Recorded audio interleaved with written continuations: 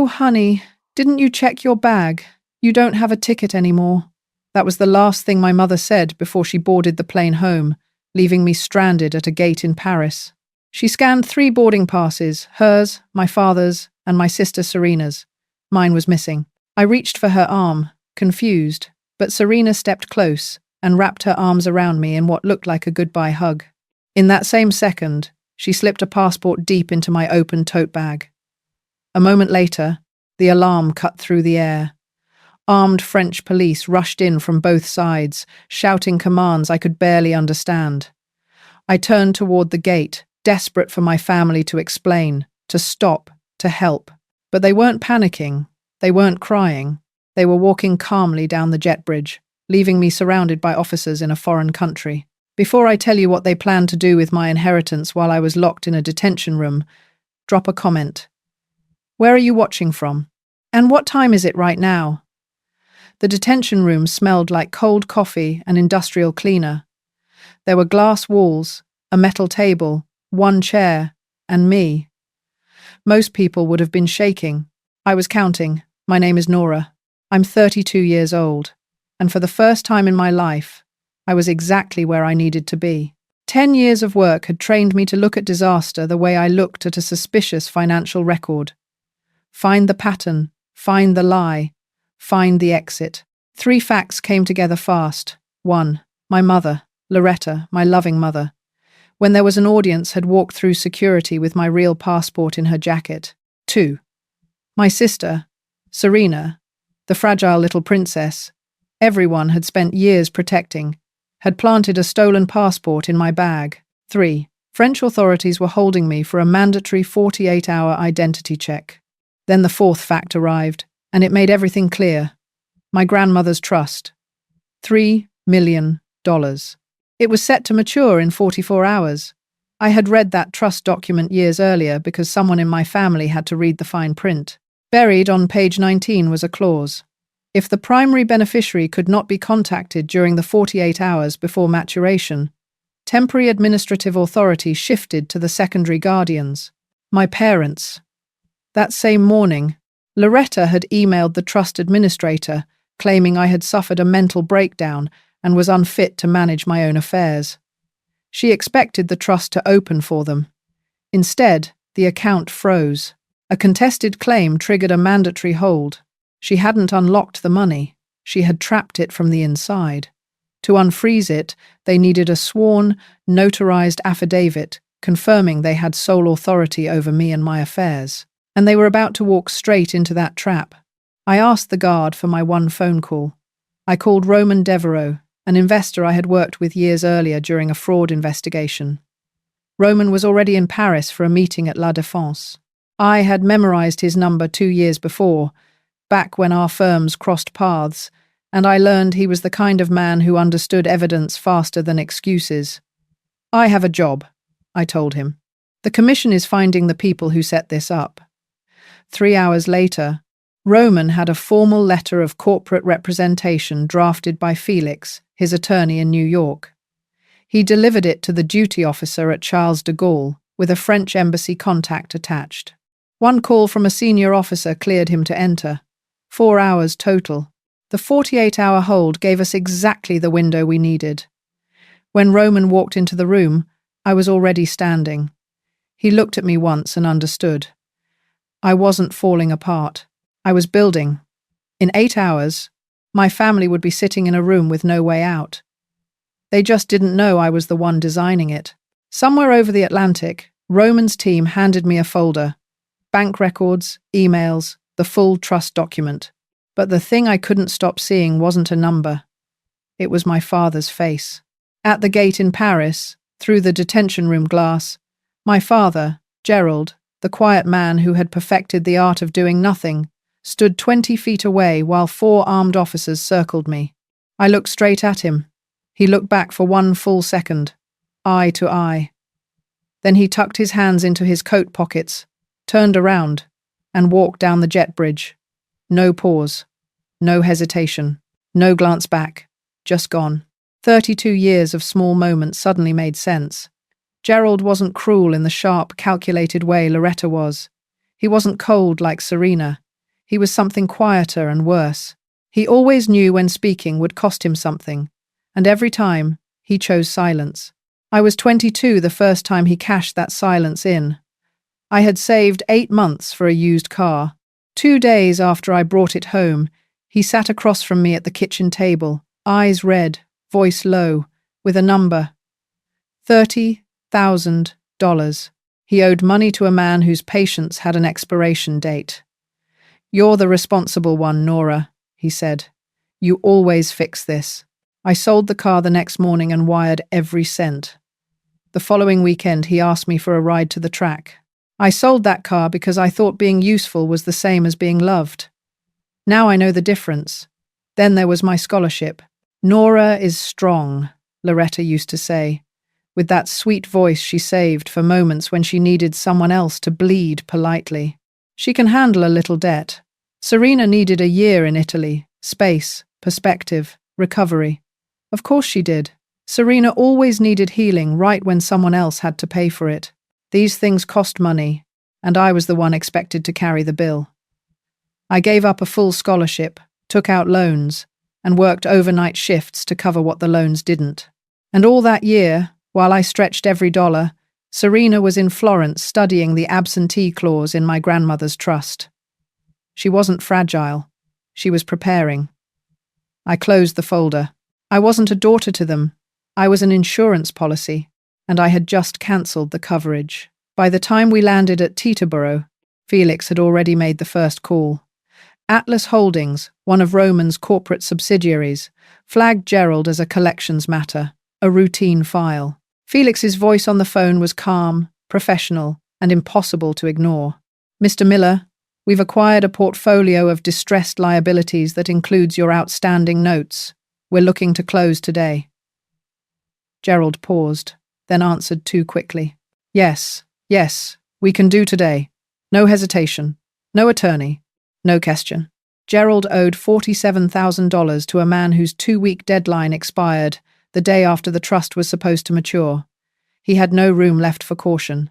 Felix told him they would need a sworn, notarized affidavit confirming sole administrative authority over the trust, and confirming that the primary beneficiary, me, was legally incapacitated. Gerald agreed before Felix finished speaking. Across the city, Serena was making her own move. She didn't call HR. She called the chief compliance officer at my company directly. She had found his name in a directory email I had forwarded to the family months earlier. One of those small, careless moments I never thought would matter. She called from a quiet room with a soft, serious voice, like someone delivering painful news. That was Serena's gift. She could stab you and still sound wounded. She had my supervisor's name, the CDG detention case reference number, and the name of a client account she had once seen in a message she was never supposed to read. She didn't demand that I be fired. She requested a temporary wellness leave, once the kind that is much harder to fight than a termination. She introduced herself as someone assisting my medical team during a difficult time. Then she sent me a text. "I've already made sure you have nothing to come back to. Walk away from the trust or lose everything." 3 fronts, all at once. My name was being destroyed online by Serena's tearful Instagram post. My inheritance was frozen because of Loretta's lie. My career was under review by a compliance officer who had every reason to take the call seriously. For the first time in the whole ordeal, I was truly surrounded. And somewhere in Midtown, they opened a bottle of champagne. They thought it was over. The conference table was set for a celebration, champagne half poured. Gerald sat with his hands folded too tightly in his lap. Loretta sat straight, composed, already certain of the ending. Serena stood by the window, phone down, eyes sharp. Felix was in the corner. Beside him were 2 men my family had not been properly introduced to. The first was the trust administrator, whose signature was required on the collateral verification form, a standard step made mandatory by Loretta's own loan structure. The second was Loretta's longtime family attorney. She had called him herself that morning. "Come," she had told him. "I want you to look at what we're signing." She had brought her own witnesses to her own undoing. Then I walked in. Loretta's champagne glass stopped halfway to her mouth. Gerald went pale in a way I had never seen before. Serena's expression shifted, not to panic yet, but to recalculation. I placed the laptop on the table and let the screen speak first. Loretta's email to the trust administrator appeared. 3 careful paragraphs describing my supposed mental breakdown in clinical, convincing language. His name was in the 3rd line. He read it, set his coffee cup down, and never picked it up again. Then came the audio. Felix's call with Gerald, recorded in full. Gerald's own voice filled the room. Yes, we can do today. Silence followed. Then I showed Serena's Instagram post, time-stamped, while I was still sitting inside the CDG detention room, surrounded by armed officers. Loretta's attorney stared at the timestamp for a long moment. After that, he never looked at Loretta again. "Loretta," he said evenly, "I need to consult my own counsel before I speak to anyone." He stood, avoided everyone's eyes, and left. He was not seen again. Serena stepped forward. "I called your company this morning," she said. "The compliance officer is reviewing your file right now. You're done either way." I kept my voice flat. "The login attempt came from your home network. My phone was sealed in an evidence bag in Paris. One of those facts is your confession." The color drained from her face. Then the man in the corner stood. He identified himself as a court-appointed notary with mandatory fraud reporting obligations, brought by Felix for exactly this purpose. He had witnessed Gerald sign the affidavit. He had heard the recording. He called the NYPD Financial Crimes Unit from the center of the room, in a voice as calm as someone ordering coffee. Officers arrived in 38 minutes. The trust administrator stood last. "This account will remain frozen pending investigation. Miss Hale will be in contact." He picked up his briefcase and left without looking at Loretta. Gerald and Loretta sat very still. Serena moved toward the door. I let her go. She was almost through it when I spoke. Not loud, not angry, just clear. "You wanted my career or my inheritance." She stopped. "You lose both." 38 minutes later, consequence arrived. No speeches, no shouting, just the sound of handcuffs, and then silence. Serena walked out uncuffed at first. No signed document, no paper trail, just a worried sister on social media. She had 4 days, and she used all of them. A tabloid received a tip. CDG security photos of me mid-arrest, framed perfectly to make me look unstable. A civil complaint hit family court the same afternoon, claiming Roman had exerted undue influence over me. Both collapsed within 48 hours. Felix's evidence package reached the tabloid's lawyers, and the story never ran. The CDG surveillance footage surfaced through the French fraud investigation. Serena hugging me at the gate, her hand moving into my bag. That destroyed the civil complaint before it could breathe. I didn't call to tell her. I pulled up the clearest frame from the airport camera and sent it to her phone. No caption, no message. She called back in 2 minutes and 40 seconds. I watched the screen light up, counted silently to 10, turned the phone face down, and went back to work. The rest settled quietly. Gerald's number left my contacts like an old subscription finally cancelled. Loretta faced federal perjury and wire fraud charges without the attorney who had spent years protecting her. Serena was named a co-conspirator in the passport fraud case after the surveillance entered the record. Roman and I ended our agreement in 2 sentences.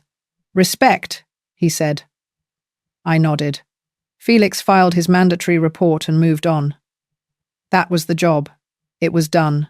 The following week, I booked a flight to Paris. One way. First class. Same airline. Different gate. I wanted to walk through that airport under my own name, with no one waiting on the other side to stop me. What I did when I landed is mine. 2 months after the Midtown meeting, Gerald pleaded guilty to 1 count of federal perjury. The judge sentenced him to 18 months in federal custody, 3 years of supervised probation, and ordered $47,000 in restitution, the exact amount he had tried to borrow when he signed his name to a lie. Loretta went to trial. The jury returned in 4 hours. She received 2.5 years in federal prison. She was allowed to surrender voluntarily, which gave her time to explain herself to anyone still willing to listen. The women from her Tuesday book club stopped returning her calls around the time her mugshot appeared in the local paper. Her charity committee found a new chair. Serena accepted a plea deal, 18 months for her role in the passport fraud. Her account went private the day charges were filed, but by then most people had already seen the surveillance footage. 4 months into her sentence, Loretta sent me a letter, 3 handwritten pages on lined paper. It began with, "I hope you're well," and built toward, "Everything I did was for this family." I read all 3 pages standing at my kitchen counter.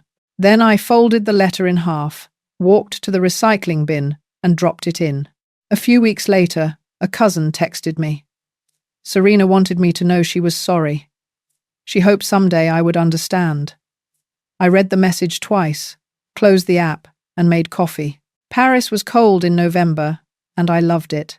I stayed 6 weeks in a small apartment rented from a woman named Celeste, who knocked on my door the first evening with a bottle of wine and no agenda. We sat at her kitchen table until midnight talking about nothing in particular. She asked about my work. I told her a version of the story. She laughed at the right parts, went quiet at the right parts, and never once told me I should forgive anyone. When I returned to New York, my friend Diane helped me move into a new apartment. We sat on the floor eating Indian food because I had not bought furniture yet, and it was one of the better evenings I had had in years. The trust cleared. $3 million, in my name, undisputed. I paid off every loan from the scholarship I had surrendered. Then I bought a car. Nothing expensive, just mine. Then I went back to work. Not because I had to, but because I wanted to. If you've made it this far, there is something I want to say directly to you. There is a phrase that sounds like a compliment until the day you finally understand what it really means. You're the strong one. If someone in your life has ever said that to you, stop and ask who benefits from your strength. Because strength that only flows outward always into someone else's emergency, always at the cost of your future, is not being celebrated, it is being consumed. And the person who stands nearby while you are being hurt, who watches and says nothing because speaking would cost them something, is not neutral. They made a choice, every single time. You are allowed to stop carrying things that were never yours to carry.